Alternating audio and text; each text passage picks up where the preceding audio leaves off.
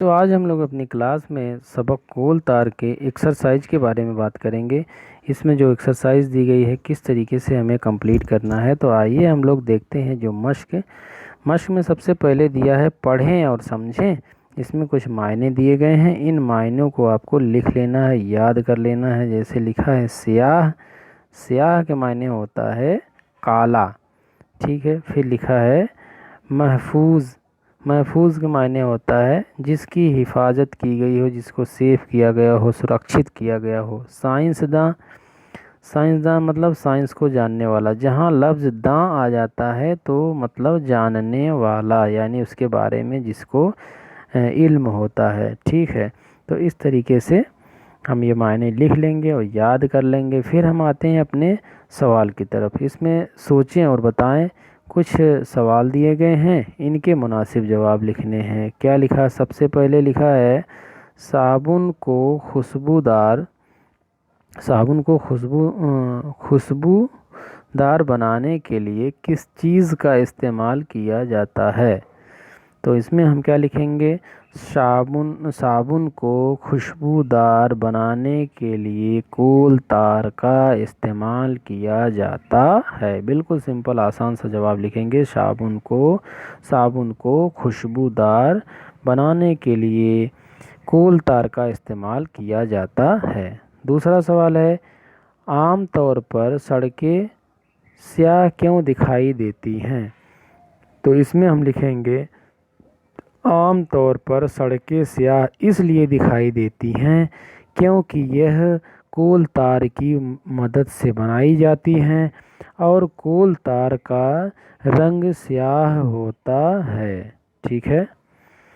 क्या लिखेंगे? आमतौर पर सड़कें स्याह इसलिए दिखाई देती हैं क्योंकि यह कोल तार की मदद से बनाई जाती हैं और इन कोल तार का रंग स्याह होता है। तीसरा सवाल है कोल तार से कौन कौन सी चीज़ बनती है? तो इसका जवाब भी बिल्कुल आसान ही है। आपने सबक में पूरे जितने भी पढ़ी हैं चीज़ें उनके नाम ले लेंगे। लिखा है तो इसमें आप लिख सकते हैं कि कोल तार से रोशनाई, हाँ, रोशनाई, कपड़ों के रंग, जूतों के रंग, सेंट, परफ्यूम, बेकलाइट, सेक्रीन वगैरह वगैरह चीज़ें बनाई जाती हैं। जितना आपने सबक में पढ़ा है सारे चीज़ों के नाम इसमें लिख सकते हैं। फिर क्या है? चौथा सवाल है मरीज़ को दांत निकलवाने में तकलीफ़ क्यों नहीं होती? तो इसमें क्या लिखेंगे?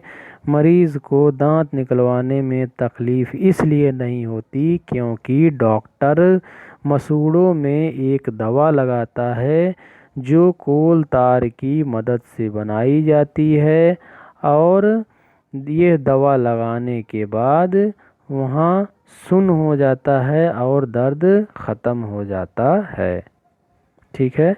क्या लिखेंगे? थोड़ा जवाब ठीक ठाक है तो अच्छे से लिखेंगे। मरीज़ को दांत निकलवाने में तकलीफ़ इसलिए नहीं होती क्योंकि डॉक्टर मसूड़ों में एक दवा लगाता है जो कोल तार की मदद से बनाई जाती है, जिसकी वजह से वहाँ पे वहाँ पे मसूड़े सुन्न हो जाता है और दर्द ख़त्म हो जाता है, ठीक है।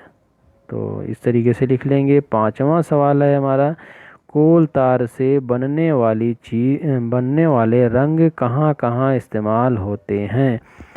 ठीक है, तो कहाँ कहाँ इस्तेमाल होते हैं कोल तार से? हमारी रोशनाई में, हमारी जो स्याही होती है उसमें स्याही होती है, उसका रंग भी तो कोल तार से ही बनता है। हम लोगों ने पढ़ा था ना, तमाम सारे रंग बनते हैं इससे। तो इसमें सवाल भी यही कि इस कोल तार से बनने वाले रंग कहाँ कहाँ इस्तेमाल होते हैं? तो लिखेंगे कोल तार से बनने वाले रंग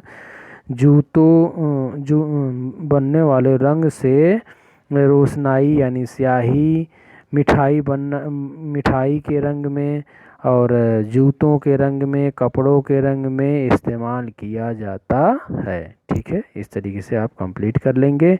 फिर हम लोग आगे बढ़ते हैं। नीचे दी हुई खाली जगहों को भरिए। कुछ जुमले दिए गए हैं, इनको मुकम्मल करना है। खाली एक जगह बची है, वहाँ पे आपको कोई लफ्ज़ लिखना है। तो जैसे लिखा क्या है? शाबाश मैडम, तुम सबको एक साथ नहीं बोलना चाहिए। मैडम ने कहा था ना तुम सबको मैडम ने शाबाशी दी थी, सारे बच्चे जब जान गए थे लेसन, तो यहाँ पे क्या आ जाएगा, मैडम ने कहा था कि तुम सबको एक साथ नहीं बोलना चाहिए, तो यहाँ पे क्या आ जाएगा हमारा एक। ठीक है, फिर क्या, वह गोलियां भी कोल तार से बनाई जाती हैं, तो यहाँ पे क्या आ जाएगा, कोल तार। ठीक है, फिर इसी तरीके से आगे क्या है लिखा है, मैडम मैंने सुना है कि कोल तार से कुछ कुछ दवाएं भी बनाई जाती हैं, यहाँ पे क्या आ जाएगा, दवाएं, तो यहाँ आप दवाएं लिख लेंगे। ठीक है, इसके बाद फिर लिखा है, बच्चे बड़ी हैरत से किसकी बात सुन रहे थे, हमारी नहीं, वहाँ जब मैडम पढ़ा रही थी। ठीक है, बच्चे बड़ी हैरत से मैडम की बात सुन रहे थे। ठीक है, मैडम की बात यहाँ पे लिख लेंगे, थोड़ा लिखने में सही नहीं आ रहा है। फिर लिखा है, इस से बहुत सी चीज़ें बनाई जाती है, किसी बेकलाइट से, तो यहाँ पे लिखेंगे इस बेकलाइट, यहाँ पे क्या आ जाएगा, बेकलाइट। बेकलाइट से बहुत सी चीज़ें बनाई जाती हैं। तो इस तरीके से आप जुमला पूरा कर लेंगे। फिर लिखा है, नीचे दी हुई मिसाल के मुताबिक लफ्ज़ों को बदल कर लिखिए। जैसे इसमें लिखा है क्या, बच्चा, तो फिर लिख दिया हम, लिखा है बच्चे, फिर बच्चों, यानी एक बार ये लगा है, फिर एक बार नून गुन्ना लगा है। तो इसी तरीके से लिखेंगे कपड़ा, अगर लिखा है तो हो जाएगा, क्या हो जाएगा, कपड़े, ये लगा देंगे, एक बार क्या लिखेंगे, कपड़ों, एक बार नून गुन्ना, एक बार ये, एक बार नून गुन्ना, एक बार ये, एक बार नून गुन्ना, एक बार ये, एक बार ये, एक बार नून गुन्ना, ऐसे लगाते चले जाएंगे। बस इसके आगे इजाफा कर देंगे तो ये आपका बन जाएगा, यानी कि ये जमा है सामने आगे, यहाँ वाहिद दिया गया है, इसको नून गन्ना और ये लगा के जमा बनाते जाएंगे। ठीक है, सारे बच्चे समझ पा रहे होंगे। अच्छा, फिर आखिरी है इधर, पांचवा है अभी, सेकंड लास्ट। इसमें लिखा है, हिस्सा अलिफ और बे के सही जोड़ मिलाना है। ठीक है, तो सही जोड़ मिलाने के लिए इसमें शायद, हाँ, इसमें मदजात दिया है, जैसे खुशबू लिखा है तो इसका मदजात क्या हो जाएगा, बदबू, ये है यहाँ पे बदबू। स्याह का क्या हो जाएगा, सफ़ेद हो जाएगा। हाजिर का क्या हो जाएगा, गैर हाजिर हो जाएगा। मालूम का नामालूम, और गरम का हो जाएगा ठंडा, और अगले का हो जाएगा पिछले। लेकिन इसको ऐसे नहीं करना है बच्चों, आप लोग बहुत अच्छी तरीके से करना जानते हैं। अब आप इसको सामने ये वाली अलिफ वाली टेबल सामने लिखेंगे, और इसके आगे यहाँ पे इसके सही मदजात सामने हम लिखते चले जाएंगे। ठीक है, इस तरीके से, ताकि साफ़ सुथरा लगे देखने में। फिर लिखा है, ब्रैकेट में दिए हुए लफ्ज़ों को पढ़िए और जुमले में इस्तेमाल करिए। ठीक है, तो इसमें दिया है, स्कूल में रोज़ाना हाज़िरी है, यानी होना। तो ये देखिए फेल, इसमें फेल को फिल करना है, भरना है आपको, कि रोज़ाना हाज़िरी होना यानी होती है, तो यहाँ पे हम क्या लिखेंगे, होती है। इसी तरीके से मैडम ने क्लास पर नज़र डालना यानी डाली, मैडम ने क्लास पर नज़र डाली। फिर क्या हो जाएगा, फूलों से खुशबू आना यानी आती है। ठीक है, फिर क्या है, राशिद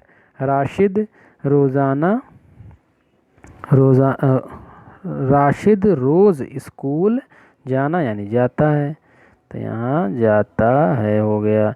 हमारी किताब ख़त्म होना यानी हो गई। ठीक है, तो इस तरीके से इसको हम फिल इन द ब्लैंक्स कर लेंगे। ये जो फेल जो आपने पढ़ा था, क्रिया यानी फेल, वर्ब जिसको बोलते हैं उसी को सही फॉर्म में लिख के आगे हम बढ़ जाएंगे। फिर लिखा है सबक में लफ्ज़ साइंसदां इस्तेमाल हुआ है जिसके मायने साइंस जानने वाला है। इसी तरह नीचे दिए हुए लफ्ज़ों के आखिर में दां लगाकर लफ्ज़ बनाइए और लिखिए। ठीक है, तो सियासत लिखा है, दाल अलिफ नून लिख देंगे तो सियासत दां। अभी आपने मायने में पढ़ा भी था, साइंसदां यानी साइंस को जानने वाला। इसी तरीके हमने वहाँ थोड़ी सी चर्चा की थी। सियासतदां यानी सियासत को जानने वाला, कदरदां यानी कदर को जानने वाला। इसी तरीके से कानूनदां यानी कानून को जानने वाला। हाँ, राजदां यानी राज को जानने वाला। यानी मतलब ये है कि दां का मतलब होता है जानने वाला। ठीक है, तो इसमें आप दां लगा करके इसका इजाफा कर सकते हैं। फिर लिखेंगे खुशखत लिखिए। ये कुछ 5 लफ्ज़ दिए गए हैं, इनके इनको 5-5 बार जो है साफ साफ यहाँ पे लिख लेना है ताकि आपकी राइटिंग बनी रहे और आपकी स्पेलिंग सही रहे। इनको सोच समझ के अच्छे से इन बढ़िया से लिख लेंगे। ठीक है बच्चों, तो इस तरीके से आपका ये मश्क जो आज की क्लास थी कोल तार के मश्क ख़त्म होती है। मिलेंगे हम लोग अगली क्लास में नए सबक के साथ।